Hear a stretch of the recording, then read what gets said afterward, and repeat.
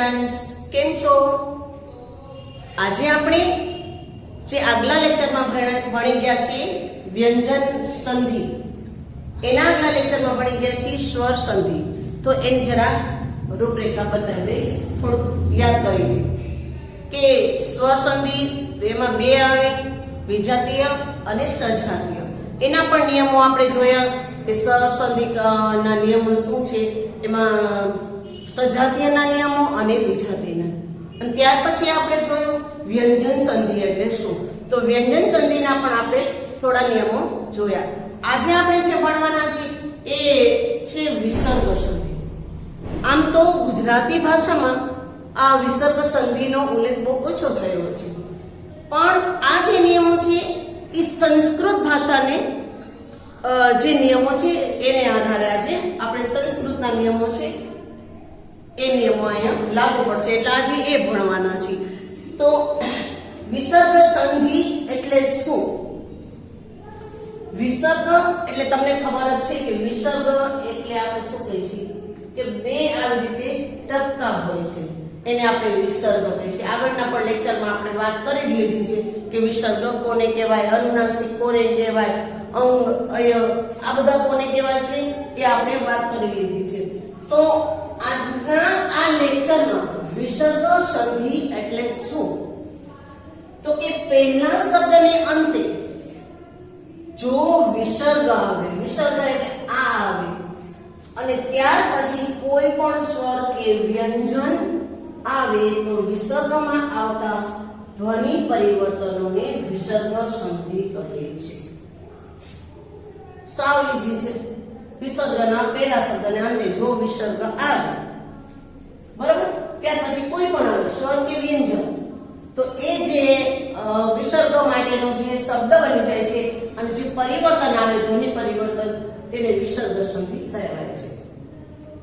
હવે આપણે જોઈએ એમાં પહેલો નિયમ જોઈએ. વિસર્ગ પહેલા અ સ્વર અને પછી અસ્વર અથવા તો શું આવશે તો કે અન્ય કોઈ પણ ઘોષ વ્યંજન. અહીંયા મેં ઘોષ વ્યંજન લખ્યા છે. આગલા લેક્ચરમાં આપણે કોષ્ટક પણ બનાવેલું હતું. ઘોષ વ્યંજન અહીંયા 10 છે, એની વાત કરી હતી કે ઘોષ વ્યંજન એટલે શું. તો કે ઘોષ વ્યંજન એટલે શું?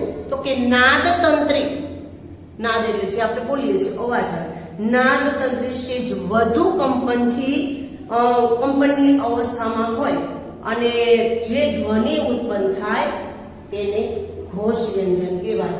અઘોષ એનું ઓછા પ્રમાણમાં કંપન થાય એને અઘોષ કહેવાય. પણ આપણે આજે ઘોષ વ્યંજનની જરૂર પડશે, એટલે અહીંયા ઘોષ વ્યંજન લખ્યા છે જે છે 10. આ 10 ઘોષ વ્યંજન આપણે લખેલા છે કે ઘોષ વ્યંજન ગ, ઘ, જ, ઝ, ડ, ઢ, દ, ધ, બ, ભ. આ જે છે એ ઘોષ વ્યંજન છે. તો અહીંયા આપણને કીધું છે કે વિસર્ગ પહેલા અસ્વર અને પછી પણ અસ્વર અથવા અન્ય કોઈ પણ ઘોષ વ્યંજન આવે. ઘોષ વ્યંજન એટલે આમાંથી કોઈ આવતું હોય વ્યંજન, તો વિસર્ગનો ઓ થઈ જાય. શું થઈ જાય? ઓ. હવે અહીંયા જો ઓ થઈ જાય એવું કીધું છે. અહીંયા આપણે ઉદાહરણ લીધા છે. અ, ધ, પછી વિસર્ગ છે પ્લસ ગતિ. શું આવ્યું? તો કે ઘોષ વ્યંજન છે. તો કે હા. તો કે ગતિ, ગતિનો શું થઈ જાય? તો કે એમાં ઓ થઈ જાય છે. તો અહીંયા શું થઈ જશે? અધો ગતિ. આનું શું થઈ જશે? વિસર્ગનું ઓ થઈ જશે, એટલે અધો ગતિ એમ થઈ જશે. બીજું આપણે જોઈએ મન પ્લસ બલ, મન પ્લસ બલ. હવે આમાં પણ જોયું ઘોષ વ્યંજન છે. તો કે હા. તો કે બ, તો એનું શું થઈ જશે? તો કે ઓ થઈ જશે. મનોબળ. ખબર પડી? આવા તમે વધુ ને વધુ એક્ઝામ્પલ જોશો ને એટલે તમને પણ ખબર પડી જશે. આપણે અહીંયા બે ઉદાહરણ લીધા છે. હવે જોઈએ બીજો નિયમ છે વિસર્ગ પહેલા અ અને આ સિવાયના, આ સિવાયના અન્ય કોઈ પણ સ્વર હોય, અન્ય કોઈ પણ સ્વર હોય અને વિસર્ગ પછી અન્ય કોઈ પણ સ્વર કે ઘોષ ધ્વનિ હોય, ઘોષ ધ્વનિ હોય, તો વિસર્ગનો ર થઈ જાય. વિસર્ગનો શું થઈ જાય? ર થઈ જાય. હવે અહીંયા પણ આપણે બે લીધા છે ની. ત્યાર પછી શું છે? અ કે આ સિવાયના કીધા છે. અન્ય કોઈ પણ સ્વર હોય અને વિસર્ગ પછી અન્ય કોઈ પણ સ્વર કે ઘોષ ધ્વનિ હોય તો વિસર્ગનો ર થઈ જાય. તો અહીંયા શું થઈ જશે? વિસર્ગનો ર થઈ જાય. નિરાહાર. ની નિસર્ગ વિસર્ગમાં ની વિસર્ગ પ્લસ ધન તો એનો પણ ર થઈ જાય. નિધન. જોયું? તો આ જે છે એના ત્રીજો નિયમ હવે આપણે જોઈએ. વિસર્ગ પહેલા ઈ કે ઉ કહેવા છે તો રસ્વય છે ઈ કે ઉ અને વિસર્ગ પછી ક પ ટ અને ફ કોઈ પણ ધ્વનિ આવે તો વિસર્ગનો શ થઈ જાય. કેવો થઈ જાય? ષટકોણનો. પણ કેવો? હલંત થઈ જાય. હલંત એટલે અડધો થઈ જાય. હવે અહીંયા પણ ઉદાહરણ લઈએ. ની પ્લસ ફ. અહીંયા કીધું કે ફ આવતું હોય તો વિસર્ગનો શું થઈ જશે? તો અહીંયા જે આ વિસર્ગ છે એનો શું થઈ જશે? સ થઈ જશે. નિષ્ફળ. હવે કીધું છે ક આવતું હોય તો દુ વિસર્ગ પ્લસ કર્મ તો શું થઈ જશે? વિસર્ગનો સ થઈ જશે. ષટકોણનો સ પણ હલ દુષ્કર્મ. ત્યાર પછી ની પ્લસ પા. અહીંયા કીધું છે કે પ પણ આવે. નિષ્પાપ તો ની સ્પાપ. નીનો અહીંયા વિસર્ગનો શું થઈ જશે? તો સ થઈ જશે. અને ધનુષ ટંકાર જો ટ આવતો હોય તો પણ વિસર્ગનો સ થઈ જાય. ધનુષ ટંકાર. તો વિદ્યાર્થી મિત્રો આ આપણે વાત કરી 3 નિયમોની. હવે જોઈએ ચોથો નિયમ છે. વિસર્ગ ધરાવતા ની પ્રત્યય પછી જો ર ધ્વનિ આવે તો ની કેવો થઈ જાય છે? તો કે નીચે દીર્ઘ થઈ જાય. રસ્વ હોય છે અને એનો દીર્ઘ થાય અને વિસર્ગનો લોપ થઈ જાય. લોપ થઈ જાય એટલે એને કાઢી નાખવાનો એટલે લોપ થઈ ગયો કહેવાય. હવે અહીંયા એના ઉદાહરણ જોઈએ તો ની પ્લસ રો. શું કીધું? કે ર ધ્વનિ આવે ની રસ્વાઈ પછી જો ની વિસર્ગ પ્રત્યય પછી ર ધ્વનિ આવે. ની વિસર્ગ પછી ર ધ્વનિ છે તો શું થઈ જશે? દીર્ઘ થઈ જશે અને ની રો ગ એવો અર્થ થશે. બીજું ઉદાહરણ જો ની વિસર્ગ પ્લસ રસ તો ની દીર્ઘ થઈ જશે અને ની રસ એવો અર્થ થઈ જશે. હવે જોઈએ પાંચમો નિયમ છે કે જે વિસર્ગ પછી ચ છતે સ ધ્વનિ હોય તો વિસર્ગનો સ અથવા તો સ્વ થાય. આમ પણ બને. બરાબર? તો અહીંયા આપણે ઉદાહરણ જોઈએ. ની પ્લસ ચ આવ્યું છે. આપણે કીધું છે કે જો ચ આવતો હોય તો શું કરી નાખવાનું છે? તો સ અથવા તો સ્વ થાય. તો નિશ્ચિંત. બરાબર? મન પ્લસ ચક્ષુ તો મનસ ચક્ષુ. હવે આપણે એના આગળનો નિયમ જોઈએ. છઠ્ઠો નિયમ.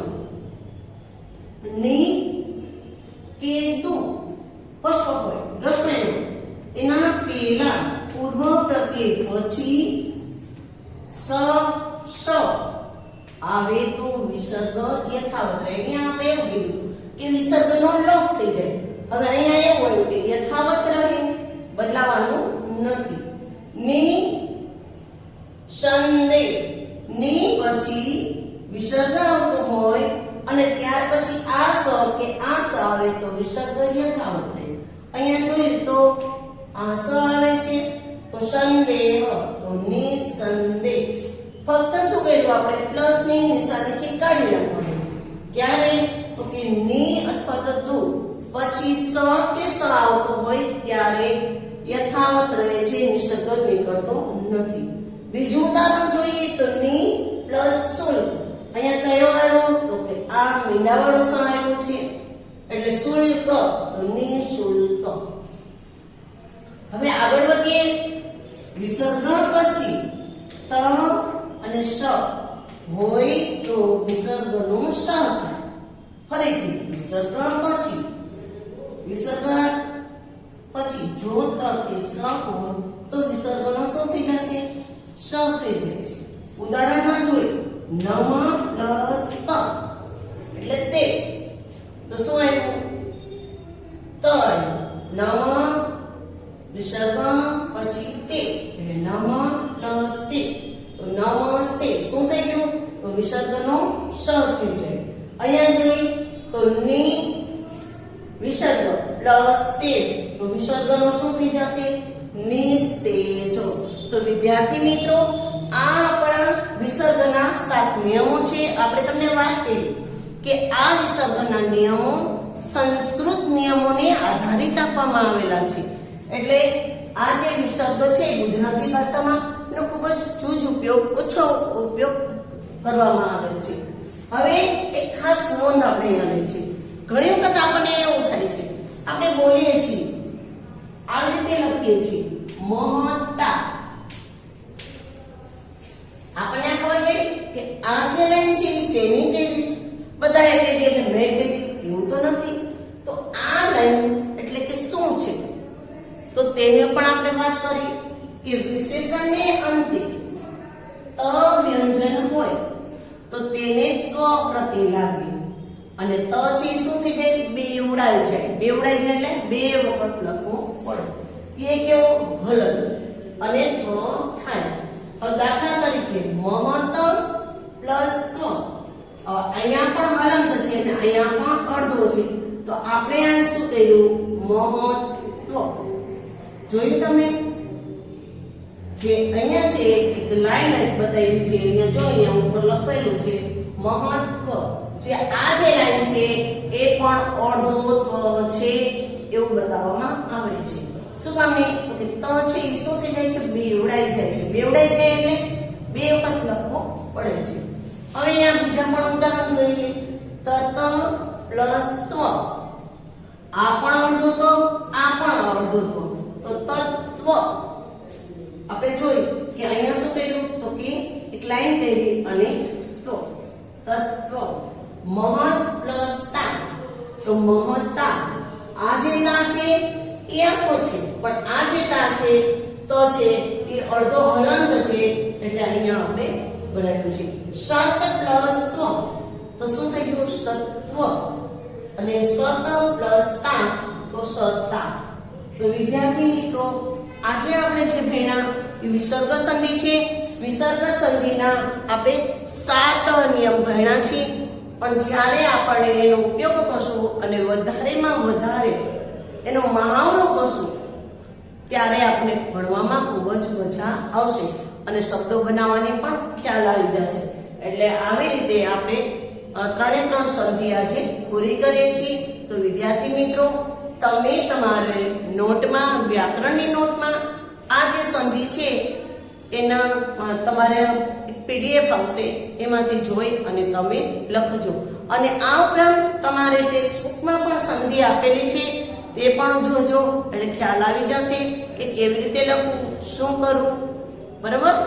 તો વિદ્યાર્થી મિત્રો ફરીથી સ્વસંધિ, વ્યંજન સંધિ અને વિસર્ગ સંધિ. સ્વસંધિના 2 પાર્ટ પડે છે, 2 ભાગ પડે છે, સજાતીય અને વિજાતીય. પછી વ્યંજન સંધિ અને ત્યાર પછી વિસર્ગ સંધિ. તો વિદ્યાર્થી મિત્રો આજે આપણે વિસર્ગ સંધિ પણ પૂર્ણ કરીએ છીએ. Thank you.